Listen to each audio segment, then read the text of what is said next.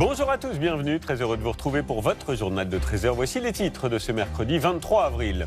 Le dernier adieu des fidèles au pape François. Recueillement et émotion, place Saint-Pierre. L'immense procession s'est faite au rythme du glas, devant la foule, avant les obsèques prévues samedi. Ce nouveau rebondissement dans le scandale Betaram. La fille du Premier ministre François Bayrou témoigne à son tour de violences physiques. Elle n'en avait jamais parlé à son père. Son récit est terrifiant.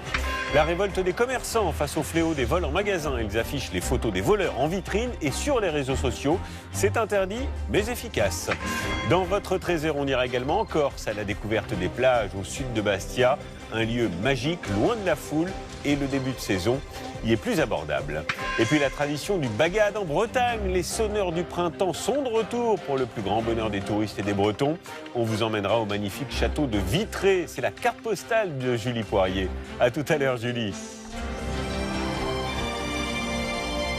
C'est donc le dernier hommage des fidèles au pape François. Il était 11h ce matin quand les portes de la basilique Saint-Pierre se sont ouvertes pour accueillir le public. Au centre, la dépouille du souverain pontife. L'afflux est déjà très important. Sur place, Raphaël Chapira, Florence Crimon, Valérie Parent. Dès les premières minutes ce matin, l'impatience des fidèles.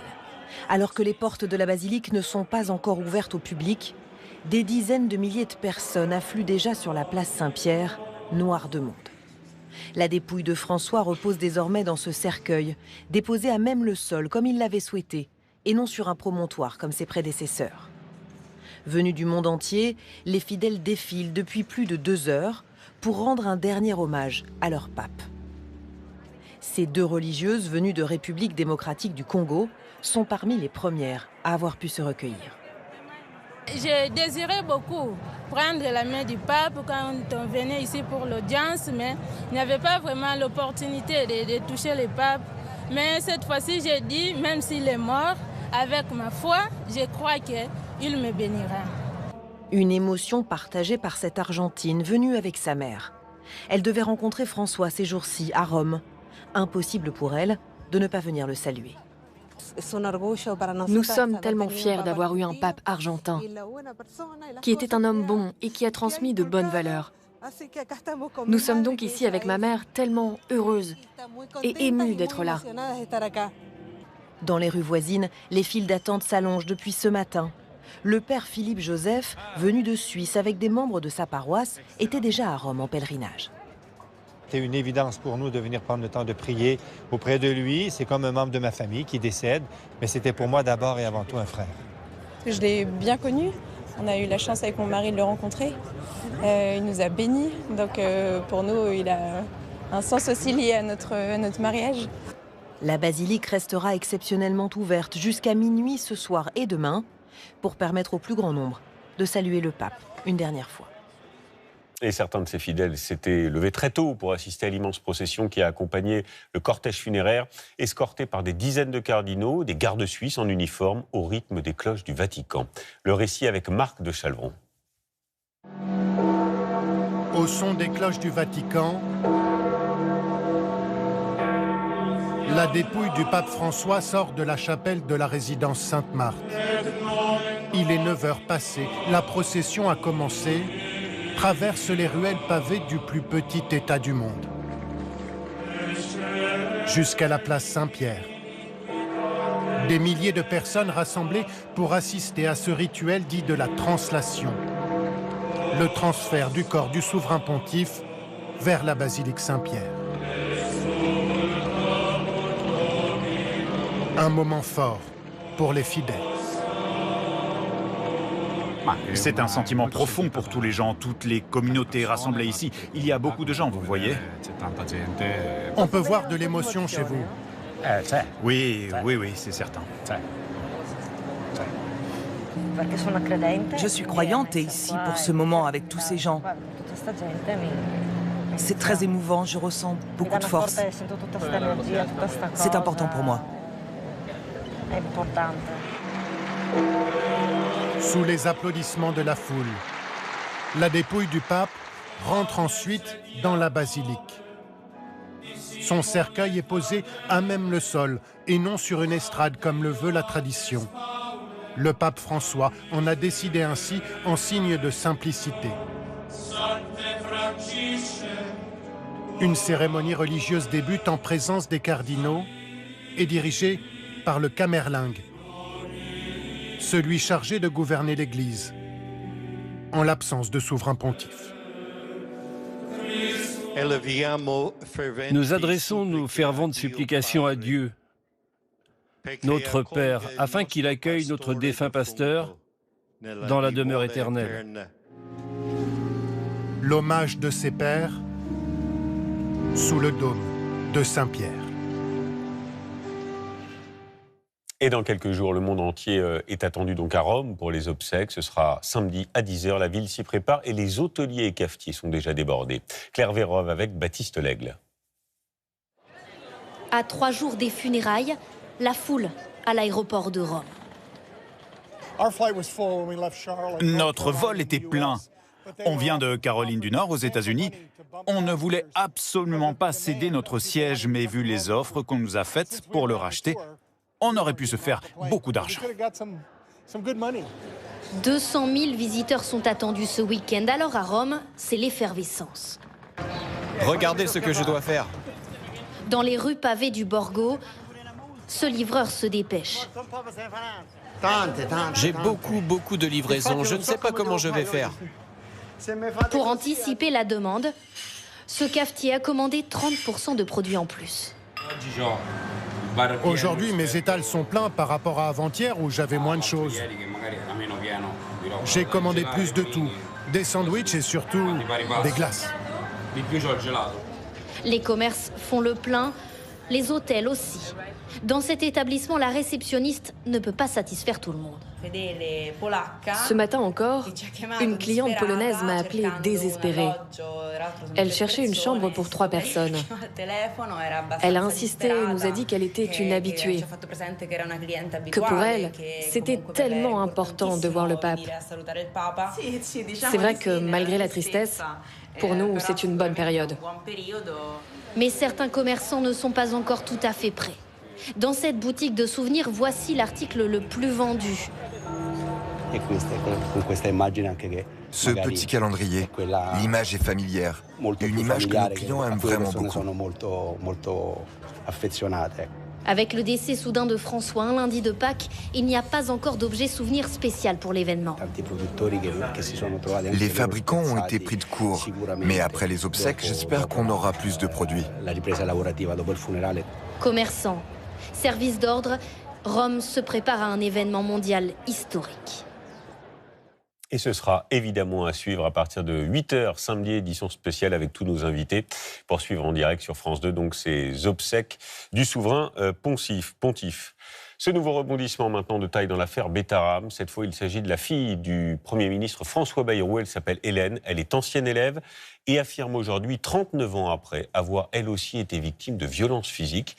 Dans une interview à Paris Match, elle affirme n'en avoir jamais parlé à son père. Florence Mathieu avec Carole Guyon et Mathias Barois. Victime, elle aussi, des violences qui se jouaient derrière les murs de Betaram, Hélène Perlan, la fille de François Bayrou. Elle se livre sur les heures sombres de son enfance dans Paris Match. Celui qui l'a agressée, c'est, dit-elle, l'abbé Lartiguet, aujourd'hui décédé lors d'une colonie de vacances. Sans raison, il s'en prend à elle. Il me traîne au sol sur plusieurs mètres et me roue de coups de poing, de coups de pied sur tout le corps, surtout dans le ventre. Je me suis urinée dessus. À sa famille, à son père, elle ne dira rien. Mon père, j'ai peut-être voulu le protéger inconsciemment, je pense, des coups politiques qu'il se prenait localement. Des décennies de silence. Hélène Perlan a eu la même réaction que la plupart des victimes qui se comptent par centaines. Parmi eux, Pascal Gély, à la même époque. J'essaye de me remettre en situation quand j'ai 14 ans et j'ai ressenti un profond sentiment de solitude et d'abandon face à ce qu'on vivait, et je me dis mais à qui j'aurais pu le dire pour être cru. Le témoignage de la fille de François Bayrou et des autres victimes, Alain Esquer en a fait un livre, Le silence de Betaram, qui sortira demain. C'est très lourd de rencontrer tous ces compagnons de traumatisme Mais c'est incroyablement libérateur. Ce n'est qu'hier que François Bayrou aurait découvert la vérité, l'agression de sa fille aînée. C'est ce que nous a confié un membre de son entourage. Le Premier ministre était bouleversé et totalement abasourdi. Il a réagi en père de famille et s'est dit « Et si j'avais su ?» Le 14 mai prochain, François Bayrou sera entendu par la commission d'enquête parlementaire dédiée aux violences à l'école. Que se passe-t-il maintenant dans la petite ville de Thouars, située dans les Deux-Sèvres? 21 véhicules y ont été brûlés la nuit dernière, ce qui a mobilisé une cinquantaine de pompiers. Des incendies simultanés qui inquiètent évidemment les habitants, d'autant que la ville a déjà connu un épisode similaire il y a 1 an et demi. Emmanuel Binet nous explique avec sur place Antoine Morel.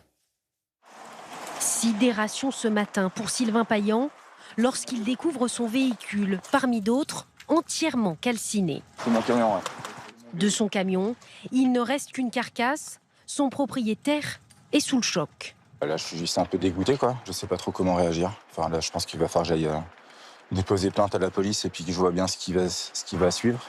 Comme cet utilitaire, 20 voitures ont été incendiées durant la nuit sur la commune de Thouars. C'est aux alentours de 3h30 du matin qu'une cinquantaine de pompiers est mobilisée sur 9 départs de feux différents, dont certains menacent des habitations, comme sur cette vidéo filmée par une riveraine. Cet habitant, lui, a dû se débrouiller avec les moyens du bord en attendant les soldats du feu. Les flammes étaient tellement fortes que du coup ça a commencé à faire fondre notre boîte aux lettres. Ça prenait aussi sur les plantes. Et puis voilà, tout le portail a commencé aussi à prendre, quoi. Donc j'ai juste pu arroser parce que je pouvais clôturer l'arrosage, mais la voiture c'était fini. En décembre 2023, 17 voitures avaient déjà été incendiées volontairement. Alors chez les habitants ce matin, un seul sentiment, la lassitude. Sidéré parce que bon, c'est pas la première fois déjà, et puis ça fait peur. Ça a toujours été plus ou moins calme, alors c'est un peu dommage. Ça gâche son charme en fait. Pour le maire de la commune de 14 000 habitants, pour l'instant, aucune piste n'est écartée. Aucune indication pour l'instant de la provenance de la personne ou des personnes qui ont pu faire ce geste-là. Mais on ne baissera pas les bras, on continuera, on ne peut pas laisser faire ce genre de choses. Donc la dernière fois que c'est arrivé, c'était il y a 2 ans, et la vidéoprotection a permis d'arrêter la personne qui l'avait fait. Une enquête a été ouverte. Pour renforcer la surveillance de Thouars, un 5e policier municipal doit être recruté dans les prochains jours. En Dordogne, ces images toujours impressionnantes. Regardez, des inondations, les crues continuent, partout de l'eau. Par endroits, le pic n'est pas encore atteint. De nombreux axes routiers restent par ailleurs impraticables et on s'en rend bien compte avec ces images. À Montpont-Minestrol, la ville qui a littéralement les pieds dans l'eau, la décrue a enfin commencé. Julien Dubois avec Marie-Pierre Cassignard. Le bourg de Ménestérol entièrement inondé. Les pompiers s'assurent de la sécurité des habitants. On va vous livrer l'oxygène, hein, d'accord ? Voilà. Michel Brunet attend sa livraison hebdomadaire d'oxygène. À 7 h, quand je me suis levée, j'ai vu l'eau. Parce que hier soir, quand on s'est couché à 11 h, il n'y avait pas d'eau. On leur pose l'oxygène et moi, on part en Rocco après au 47, c'est bien plus loin. Impossible de circuler. Les voitures sont contraintes de faire demi-tour. Ce riverain est venu aider sa famille pour évacuer un maximum d'affaires et éviter des dégâts. Vous attendez la décrue maintenant ? On aimerait bien qu'elle arrive. On l'a attendu déjà depuis hier soir 22 h et à la finale ça continue encore et je pense que ça va être long. Jean-Michel Benet, lui, vient chercher sa petite fille pour la mettre au sec. Ne lève pas les pieds. Regarde ta fille, tu me suis. Il surveille régulièrement le niveau de l'eau. Par rapport à ce matin, il y avait au moins 50 cm et là, ça a baissé. Là. Son voisin ne peut pas aller au travail aujourd'hui. Seule option, attendre que l'eau s'évacue. Comment vous voulez que je sorte le camion avec les véhicules, les pots d'échappement sont en dessous. Donc vous avez une garde de quoi ? De 15 cm. Là vous avez quoi 35 cm plus ou moins. Donc malheureusement non. Une montée des eaux rapide qui oblige les riverains à s'adapter. La rue qui remonte, du coup, là, pour vers les poubelles, il y a de l'eau ou pas ? Je sais pas s'il y a de l'eau. Ben, je sais pas parce que ça a l'air d'avoir bien monté par rapport à tout à l'heure à l'église. Hein. Parce que... non, là, je faisais la vidéo parce que ma fille est auxiliaire de vie, donc je sais pas par où c'est qu'il va falloir qu'elle passe pour pouvoir aller travailler. C'est le GPS de la débrouille, tout à fait. À Montpont-Ménestérol, la décrue a commencé mais devrait être ralentie. Des précipitations sont attendues tout au long de la journée. Un nouveau produit d'épargne pour vos enfants. Près de 10 mois après sa création, ça y est, il est enfin disponible. Le plan épargne avenir climat, réservé aux moins de 21 ans, et qui en théorie est voué à financer des projets vertueux et bas carbone. Alors concrètement, comment cela fonctionne et combien rapporte-t-il? On vous explique tout avec Camille Rijad, Éloine Martin et Raphaël Durosel. Il vise à financer la transition écologique.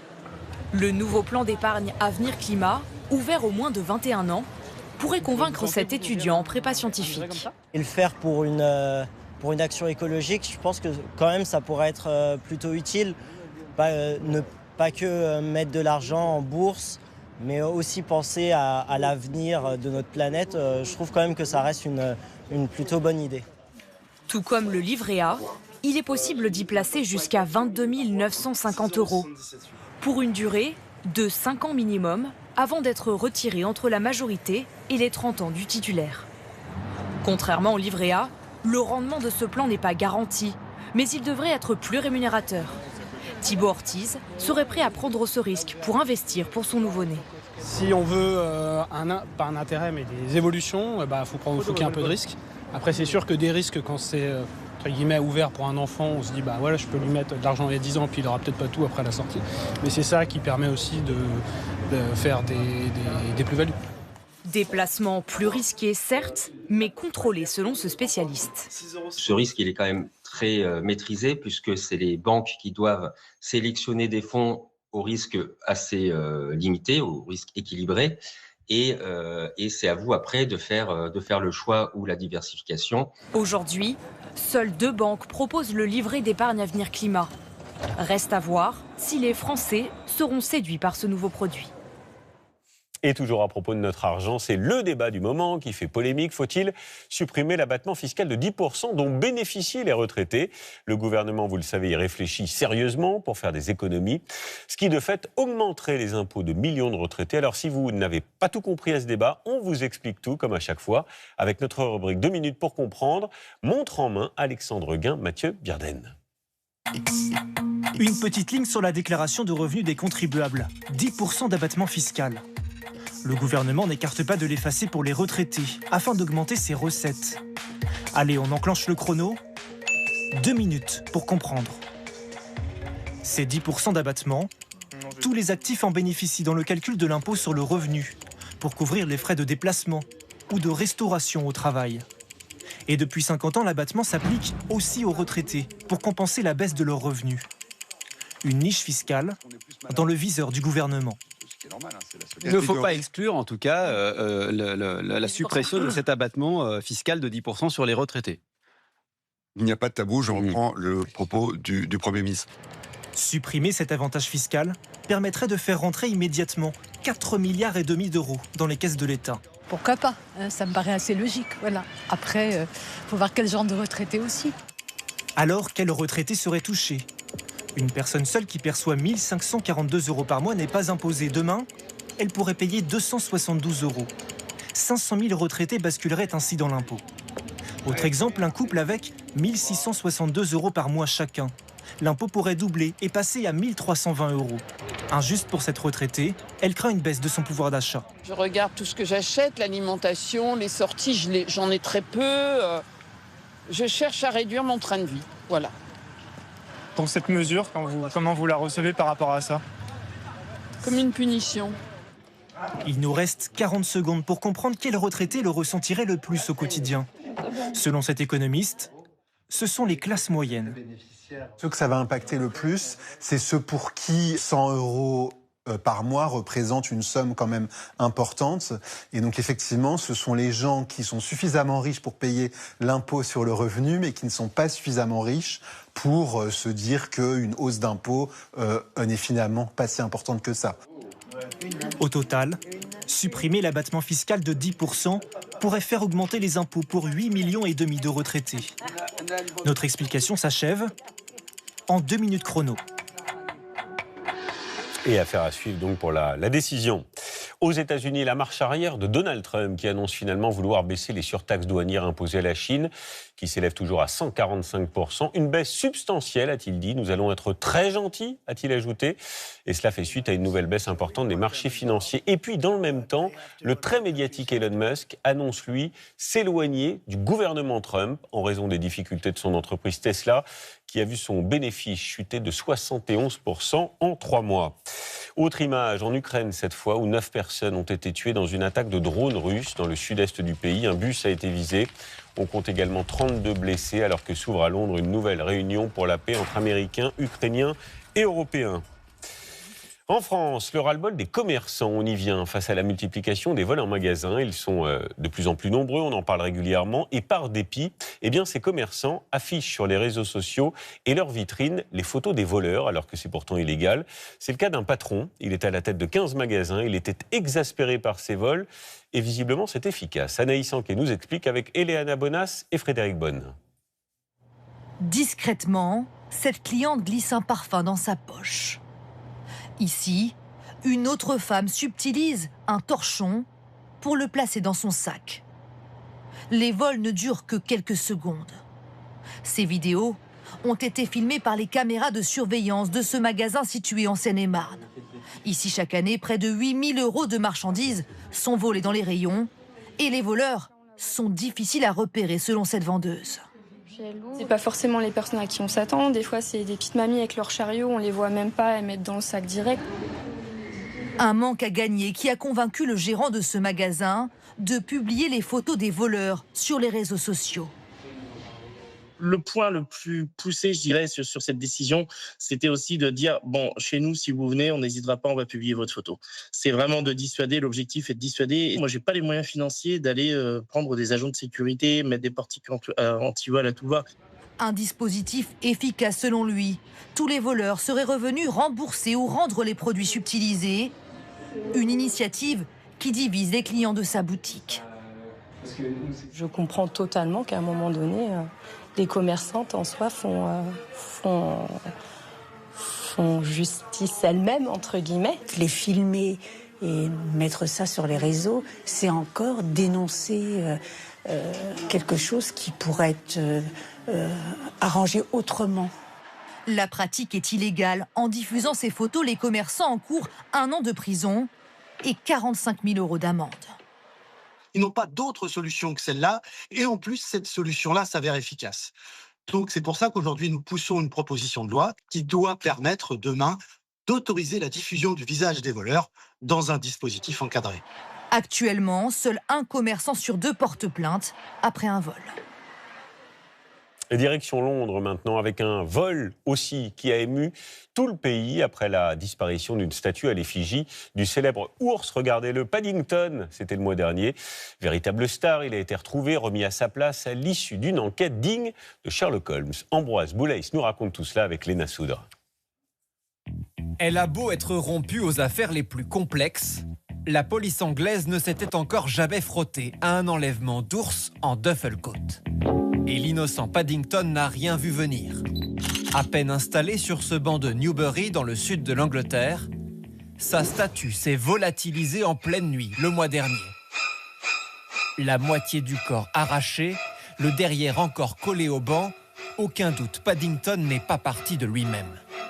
Stupeur dans la ville, les passants déposent des sandwichs à la marmelade, les enfants lui écrivent des lettres de soutien. Cher Paddington, tu me manques beaucoup. Bisous Lottie. Quand j'ai appris ton enlèvement, je me suis inquiétée. Heureusement, la police prend l'affaire au sérieux et met ses plus fins limiers sur le coup. Nous avons très vite compris l'importance de ce vol et l'impact qu'il allait avoir dans la communauté. Alors, nous avons immédiatement mobilisé nos agents, envoyés dans le centre-ville pour visionner les images de vidéosurveillance et interroger les commerçants. La vidéosurveillance fait vite avancer l'enquête. Vers 2 h du matin, la nuit du drame, 2 hommes visiblement éméchés s'en prennent à l'ourson. Paddington résiste, mais finit tout de même embarqué dans leurs bras. Les suspects sont identifiés, 2 militaires de 22 ans. Une perquisition dans leur caserne permettra de libérer la victime. Après quelques points de suture, l'ourson voyageur vient de faire un retour remarqué sur son banc. sous les acclamations. Il est trop mignon. Et je n'ai pas aimé quand il a été cassé. J'ai ressenti plein d'émotions. Lesquelles? J'étais triste et en colère. Quant aux ravisseurs, leur passion pour Paddington leur vaudra 150 heures de travaux d'intérêt général. Preuve qu'au pays d'Agatha Christie, le crime parfait n'existe pas. Voilà, on ne touche pas à Paddington.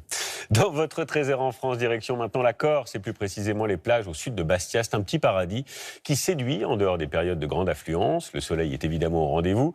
Une aubaine pour les hôteliers et restaurateurs qui comptent aussi sur la période pour rattraper la baisse de fréquentation observée l'été dernier, comme ont pu le constater sur place Didier Brignan et Virgilie Hadot. La belle vie en vacances pour ces touristes venus de Bourgogne. C'est sublime. On ne veut pas repartir. C'est superbe. C'est la première fois qu'on vient en Corse, donc on est très contents.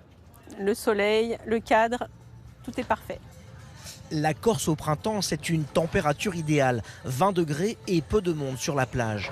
Une période propice aussi pour les prix plus modérés que l'été. Ce commerçant possède un restaurant et un hôtel. On va faire des offres, par exemple, on fait 2 nuits achetées, 1 nuit offerte. Ça, c'est vraiment dans un système local. Et après, c'est pas une période où on va exploser les tarifs, on n'a aucun intérêt. Sur le port de Bastia, aussitôt débarqués des ferries, les vacanciers profitent d'une petite balade en bord de mer. Le printemps, une bonne saison pour le portefeuille de ces touristes. Je suis un retraité, c'est vrai que c'est moins cher qu'au mois de mai, mois de juin, voilà. On en profite un peu. C'est moins cher que l'été, c'est ça? Oui, voilà. Principal poste de dépense, le transport. Beaucoup se plaignent d'une envolée des prix. Le trajet en bateau en particulier, c'est beaucoup plus cher qu'il y a quelques années. Ouais. Je pense que c'est à peu près 40% de différence. La baisse du pouvoir d'achat des touristes, un constat partagé par de nombreux commerçants ici, comme ce restaurateur de la place Saint-Nicolas, au cœur de Bastia. Ils se lâchent un peu moins, et je pense dans les restaurants et autres. S'il y a des enfants, ils sont capables de prendre peut-être une pizza ou un plat pour les 2 enfants. Et le dessert, ils vont pas forcer sur le dessert. Voilà. Des touristes plus raisonnables quand d'autres vacanciers préfèrent le printemps pour son calme. C'est pour ça qu'on a choisi cette date, il n'y a pas trop de monde. Parce qu'en été, c'est insupportable, paraît-il. Il y a trop de monde. Alors que là, ça s'est bien passé. Et pour tous les chanceux en vacances en Corse, Météo France prévoit un soleil éclatant toute la semaine. Pour les plus courageux, la température de l'eau est à 16 degrés. Pas mal, 16 degrés. Allez, après la Corse, direction la Bretagne, de la musique et une belle tradition aujourd'hui au programme avec la carte postale de Julie, comme on le fait régulièrement le mercredi. Bonjour Julie, ravi de vous retrouver devant le magnifique château de Vitré. Ah, et j'entends déjà la musique derrière vous, d'ailleurs on voit les musiciens. Oui Julien, ce matin on va faire un petit voyage en Bretagne et ça nous donne la pêche. Je peux vous dire, dès 13h, on a envie de danser. Effectivement, nous sommes devant le château de Vitré, qui est la porte d'entrée de la Bretagne. On est avec le bagad d'Orbras. Vous savez qu'en breton, bagad, ça veut tout simplement dire groupe ensemble. Et si on est avec eux ce matin, c'est parce que c'est le printemps. Et qu'au printemps, il y a le grand rassemblement des sonneurs partout en Bretagne et ça va durer encore quelques semaines. Alors, c'est une tradition évidemment musicale en Bretagne. On connaît l'origine des bagades, des bagadous, je crois. C'est comme ça qu'on dit au pluriel. Oui, les bagadous, c'est le pluriel de bagade, effectivement. Alors, il faut savoir qu'en France, on a commencé d'essayer de se rassembler en 1930. C'est pas si vieux que ça. Mais finalement, c'est vraiment apparu fin Seconde Guerre mondiale, Christophe. Tout à fait. Les statuts de la fédération qui s'appelle Zonorian ont été déposés en 1946 à Rennes. Donc sur l'initiative de plusieurs personnalités. Bon, en tout cas, le groupe avec lequel on est existe depuis 2009. Ça veut dire que la tradition est là. On a encore envie de jouer de la musique bretonne ici, c'est ça? Tout à fait. L'idée est venue de quelques personnes de créer un bagad dans le Pays de Vitré, puisqu'il n'y avait pas d'association, pas de groupe qui permettait de promouvoir la culture bretonne. Bon, en tout cas, sachez, Julien, qu'aujourd'hui, il y a 85 groupes en Bretagne quand même. Et du biniou, il y en a encore du biniou ou pas? Du biniou, non, on fait plus trop de biniou. On fait de la cornemuse à la place. Regardez la cornemuse. Écossaise, Didier, vous nous faites un petit bout quand même?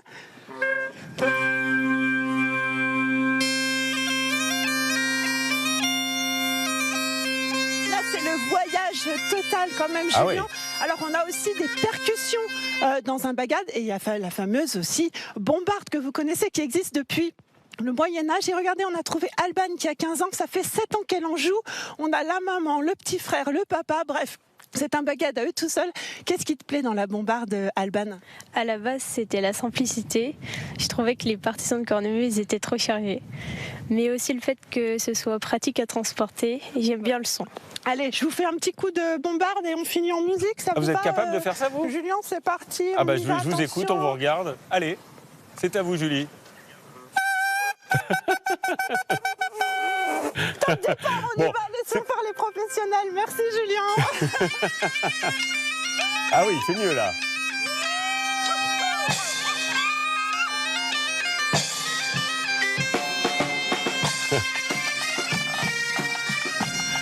Ah, génial.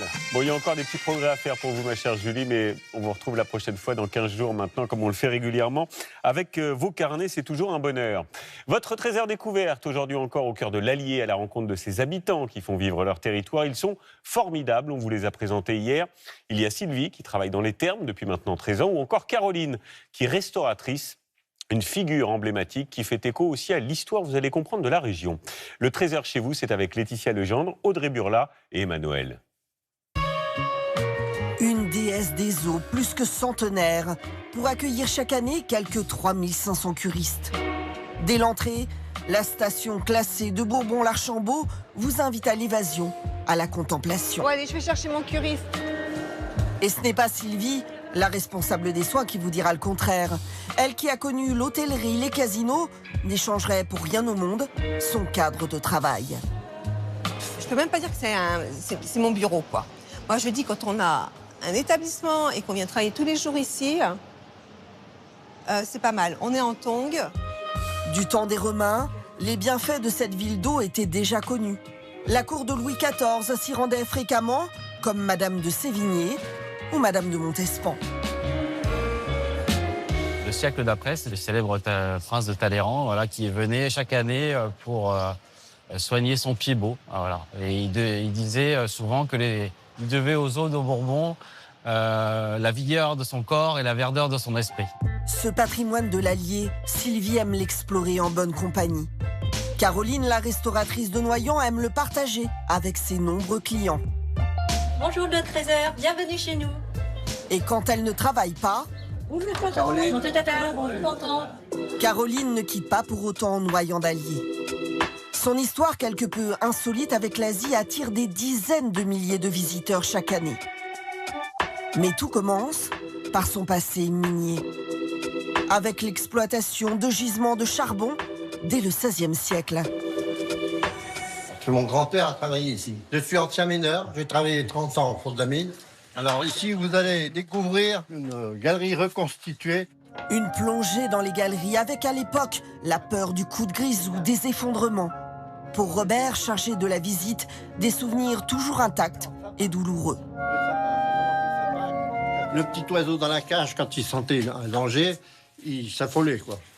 Donc ça voulait dire, attention, il y a quelque chose qui se passe. Et malheureusement, j'ai sorti des camarades du fond morts. Dont deux à cause d'un éboulement? Deux coupés en deux. Et ça me restera à vie. Putain, des fois, quand j'en parle, ça fait drôle. De perdre des camarades. Voilà. Ouais. Surtout que 2 minutes avant, je les avais vus, moi. Il était en pleine forme, comme moi. C'est très, très dur. Des centaines de mineurs polonais, ukrainiens vont ainsi travailler dans cette mine. C'est la fête des pendus, parce que devant vous, vous avez des habits qui sont pendus. Que les occupants allemands fermeront définitivement en 1943. Ça prend aux tripes quand on nous explique tout ça.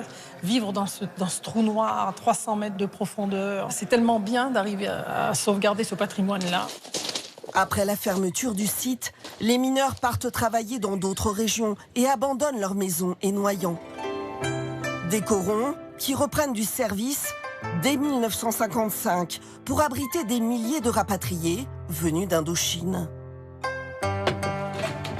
Un déracinement à l'époque pour ces familles qui ont tout quitté pour fuir la guerre. Et un même sentiment d'appartenance. C'est une réussite, hein, quand même. Ouais. pour cette petite commune du centre de la France. On a été bien accueillis. On a été aidés par ces gens-là, nos voisins. On a été aidés par eux parce que je pense qu'ils étaient dans la même misère que nous. Et ils nous ont aidés parce qu'on était aussi misérables qu'eux. Pour eux, c'est leur village, en fait, de cœur. Donc même s'ils sont loin, ils vont revenir. S'ils sont de passage, ils vont s'arrêter. On prend la différence comme une richesse, ici. Et c'est une force. Aujourd'hui encore, près de la moitié des habitants de Noyant possèdent un lien avec ce passé pas si lointain des rapatriés. Je suis un Vietnamien, un Eurasien, un Français, mais deux Noyants. Deux Noyants. Parce que quand je croise des anciens camarades de Noyant et tout, partout, eh ben, on se retrouve, c'est comme si on s'était jamais quittés. Beaucoup de retraités sont revenus au moment de la retraite, ont racheté les maisons, souvent des maisons dans lesquelles ils avaient vécu ou à côté de l'endroit où ils avaient vécu. Sa force, Caroline la puise aussi dans sa religion et ses traditions. Fréquemment, elle se rend à la pagode et son immense Bouddha doré, situé à proximité de son restaurant. C'est très insolite. Ceux qui ne connaissent pas ne s'attendaient pas du tout. Et donc, du coup, c'est vraiment un village atypique qui les touche beaucoup. Et pour ceux qui connaissent, c'est un lieu de pèlerinage, même s'ils ne sont pas bouddhistes. Une source de curiosité dans l'Allier qui attire près de 30 000 visiteurs chaque année. Avec une étape pour Caroline, devant l'autel des défunts. Et une pensée, une prière pour son père aujourd'hui décédé. Ça, c'est mon côté 100% vietnamien. On peut vivre les deux et en harmonie. Il y a beaucoup de tolérance. Il y a beaucoup de tolérance, de partage et de compréhension. À Bourbon-l'Archambault, pas de pagode, mais des termes et des géants multicentenaires. Quand la cure a fermé ses portes, balade en forêt de Troncet, parmi les plus belles de France, pour Marie-Laure, Sylvie, la responsable des soins, et un couple d'habitués. Avec son lot de légendes. Tu jettes ta pièce et puis tu fais un vœu. Et puis normalement, il doit se réaliser si tout va bien. Comme la fontaine de Vigeot, qui aurait été le fruit d'une punition divine. C'était quoi votre vœu, Sylvie? Je dis pas. Je dis pas mon vœu. Ça se dit pas. Superstitieuse alors, hein? Ça se dit pas un vœu. Moi, je viens pour la cure d'abord. Puis après, il y a tous les à côté. Troncet, une forêt d'exception de près de 11 000 hectares, aménagée par Colbert, avec nombre d'arbres remarquables, comme le chêne carré, vieux de 400 ans. Il nous donne de la force, je pense. Donc là, vous êtes prête à... Ah bah là, je suis rechargée, là. Toute une saison. Ah bah oui. Plus même. Hein. Attention, je suis prête. Hein. Et il en faudra de l'énergie pour prendre soin de ces chers curistes. Des habitués qui font partie, au fil des années, de la grande famille de cette station thermale. Et la suite, évidemment, demain, fin de ce journal. Merci de votre fidélité. Tout de suite, la météo. Anaïs Baïdemir qui nous annonce encore de la pluie. À 20h, vous avez rendez-vous avec Julien Arnaud. Et nous, on se quitte avec ces belles images colorées. Regardez, des tulipes, des centaines de tulipes dans le parc de Tonami, au nord de Tokyo, au Japon. Passez une très très belle journée. À demain, 13h.